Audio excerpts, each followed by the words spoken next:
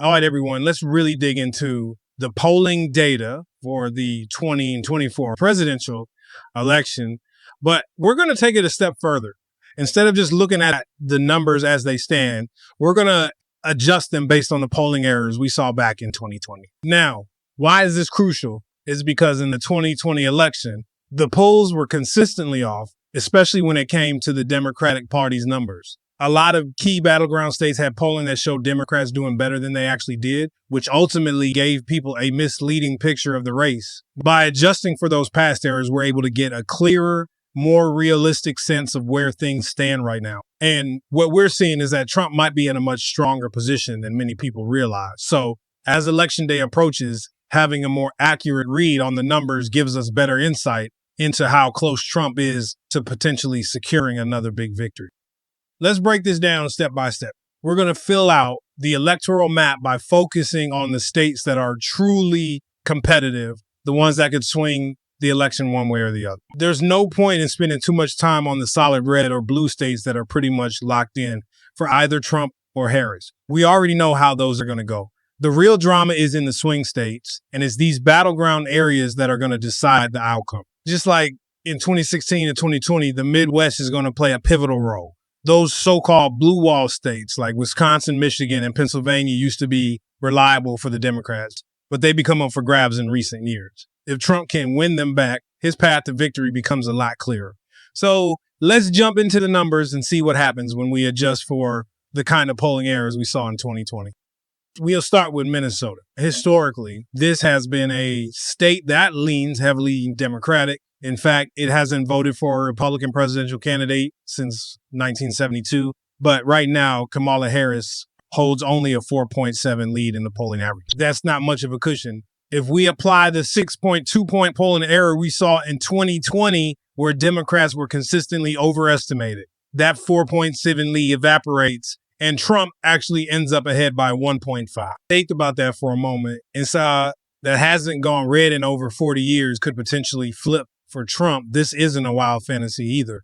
Remember that back in 2016, Hillary Clinton barely squeaked by in Minnesota, winning by just 1.5. So it's not far-fetched to think that Trump could win it this time around. With those adjusted numbers in mind, we're moving Minnesota into the lean red category on our electoral map.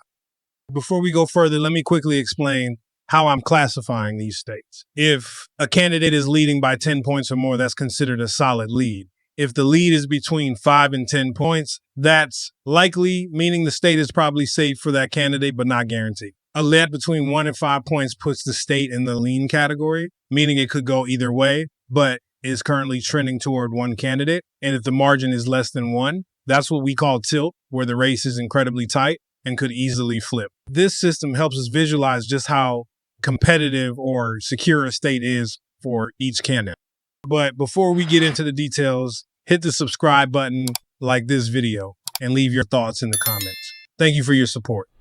Now let's move on to Iowa. Trump is already leading there by 4 in the current polling averages. But when we apply the polling error adjustments, his lead grows to 10.2. This is a significant margin, and it aligns with how Trump has performed in Iowa in the past. In 2016, he won the state by 9 points, and in 2020, he won it by 8 points. Iowa has been solidly in Trump's corner for a while, and these new numbers suggest that this trend is going to continue. So Iowa moves firmly into the solid red category on our map.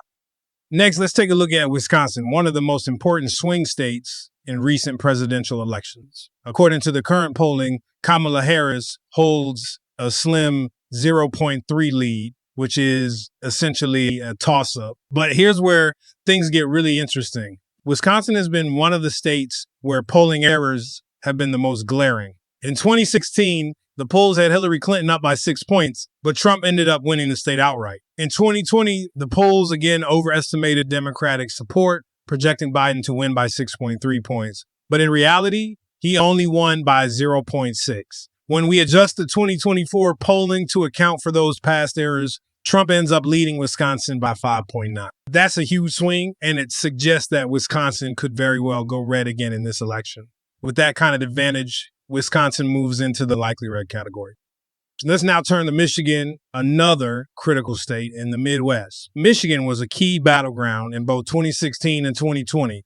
Biden won it by 2.8 in the last election, but this time around, Trump holds a narrow lead in the current polling averages. However, once we apply the polling error adjustments, Trump's lead in Michigan jumps to 7.2. That's a significant shift, and it indicates that Michigan could be flipping back to Trump. Keep in mind, Trump only won Michigan by 0.2 in 2016, so it was a very close race. But the fact that he's now leading by such a wide margin after adjusting for polling errors suggests that Michigan might be moving away from the Democrats in 2024. So we're moving Michigan into the likely red category as well.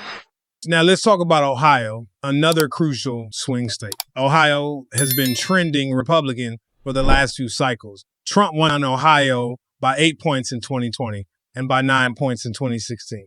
Right now, he's leading by 7.4 in the polling averages, and once we adjust for the errors, his lead grows to 13 points. That's a pretty safe margin, and it suggests that Ohio is firmly in Trump's camp. Ohio is now in the solid red category on our map, continuing its trend of leaning Republican. Pennsylvania is next, and this state is often seen as the tipping point in presidential elections. Trump holds a razor-thin lead of 0.3 in the current polling averages, but once we account for the polling errors, his lead grows to 6.5. This is significant because Pennsylvania was part of that blue wall that Trump famously broke through in 2016. In 2020, Biden was expected to win Pennsylvania by a comfortable margin, but he only won by just over 1. If Trump's adjusted numbers hold, Pennsylvania could flip back to red in 2024. So we're moving it into the likely red category. Let's shift our focus a bit to Nebraska's 2nd congressional district. This one is interesting because Harris is currently leading by 10 points, but after adjusting for the polling error, her lead shrinks to 3.8. That's still a lead, but it's much narrower. So we're moving Nebraska's 2nd district into the lean blue category. Next, let's talk about New York. Harris is still expected to win the state, but by a much smaller margin than Democrats typically enjoy. She's currently leading by about 12 to 13 points, but after adjusting for the polling error, her lead drops to 7.3. Now, don't get me wrong. New York is still a blue state, but the fact that Harris's lead is this small is worth noting. New York is now classified as likely blue instead of solid blue. Let's take a look at New Hampshire. Harris is leading by 7.4 in the current polls, but after adjustment, her lead shrinks to just 1.2. New Hampshire was incredibly close in 2016. Clinton won by just 0.37. This state is still trending blue, but it's much closer than most people think. So New Hampshire goes into the lean blue category, but it's teetering on the edge of tilt. Maine is next. Harris is leading by 11.7 right now. But after adjustments, her lead drops to 5.5. We're moving Maine into the likely blue category.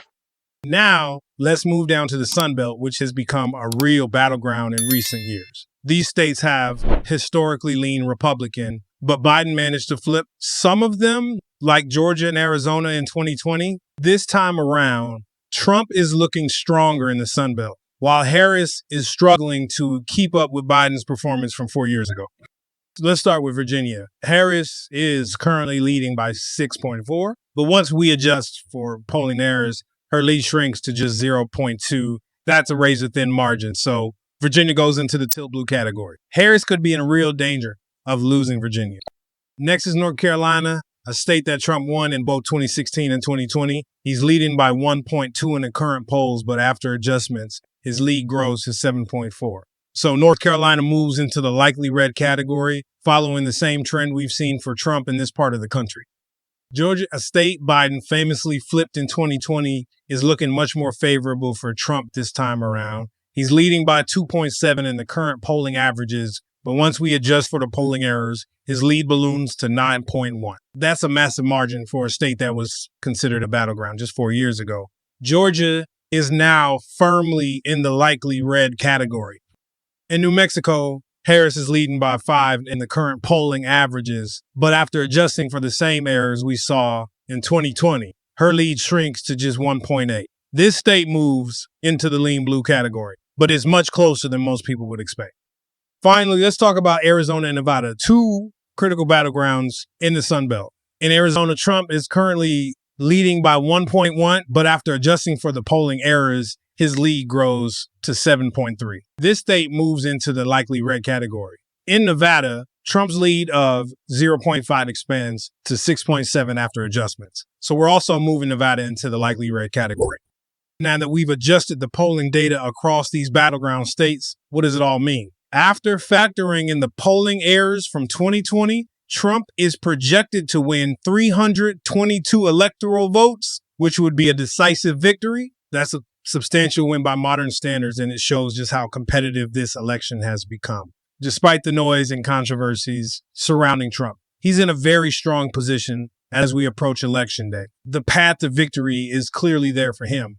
And these adjusted numbers suggest that the race is much tighter than many people initially thought. So that's the breakdown for now. If you found this deep dive into the numbers helpful, don't forget to like, comment, and subscribe for more updates. This election is going to be one to watch, and I'll be here to keep you informed every step of the way. Thanks for tuning in, and I'll see you in the next video.